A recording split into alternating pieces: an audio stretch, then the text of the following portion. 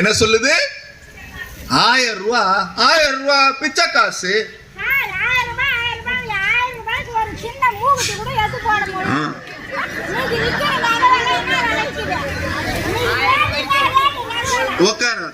பாரு, ஆத்தாவுக்கு என்ன ஆசைன்னா 10 பவுன்ல 1000 ரூபாய்க்கு நகை கொடுத்தா தான் 1000 ரூபாய் மதிப்பேங்க.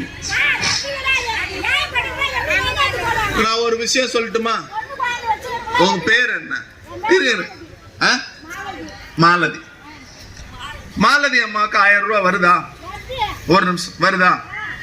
மாசத்துக்கு 1000 ரூபாய். வருஷத்துக்கு எவ்வளோ? வருஷத்துக்கு எவ்வளோ? வருஷத்துக்கு எவ்வளோ? 12,000. நீங்க என்ன வேலைக்கு போறீங்க?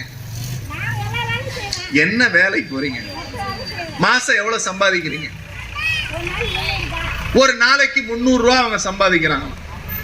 ஒரு நாளைக்கு 300 ரூபாய். 30 நாளைக்கு எவ்வளோ? 9,000 ரூபாய். 9,000 ரூபாய் நீங்க சம்பாதிக்கிறீங்க இல்லையா? ஆமா தானே? ஏன்னா 1000 ரூபாயில வந்து ஸ்லாப் இருக்கு, இவ்வளவுதான் வருமானம் இருக்கணும்னு.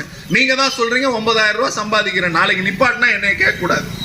இப்ப அவங்க சொல்றாங்க நான் 9,000 ரூபாய், இவங்களே 9,000 ரூபாய் சம்பாதிக்கிறாங்கன்னா அப்ப அவங்க வீட்டுக்காரர் எவ்வளவு சம்பாதிப்பாரு?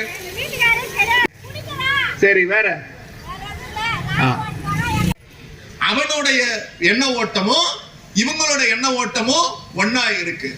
1000 ரூபாய நிப்பாட்டுன்னு சொல்லி அத பிச்சை காசுன்னு சொல்றது பாஜக. இவங்க என்ன சொல்றாங்க? 1000 ரூபாய வச்சு நான் என்ன பண்ணிட முடியும்னு கேட்கிறாங்க. மாசம் 9,000 சம்பாதிக்கிறீங்க. இங்க எவ்வளவு பேர் 9,000 ரூபாய் சம்பாதிக்கிறோம்? சத்தமா அந்த 1000 ரூபாய் உங்களுக்கு பயனுள்ளதா இருக்கா? கைய தூக்கி சொல்லுங்க. அந்த 1000 ரூபாய் பயனுள்ளதா இருக்கா? இந்த பாருமா, இவ்வளவு பேருக்கு பயனுள்ளதா இருக்கா? உனக்கு தான் பயனுள்ளதா இல்ல. ரேஷன் கார்டு இருக்கா? ரேஷன் கார்டு இருக்கா? அரிசி வாங்குறீங்களா? அரிசிக்கு காசு வாங்குறாங்களா? இல்ல இல்ல, அரிசி காசு இல்ல, 1000 ரூபாய் காசு எல்லாமே உங்க வீடு தேடி வருது. ஆனா இவங்க என்ன சொல்றாங்க? அவங்க என்ன சொல்றாங்க? 1000 ரூபாய் எனக்கு 10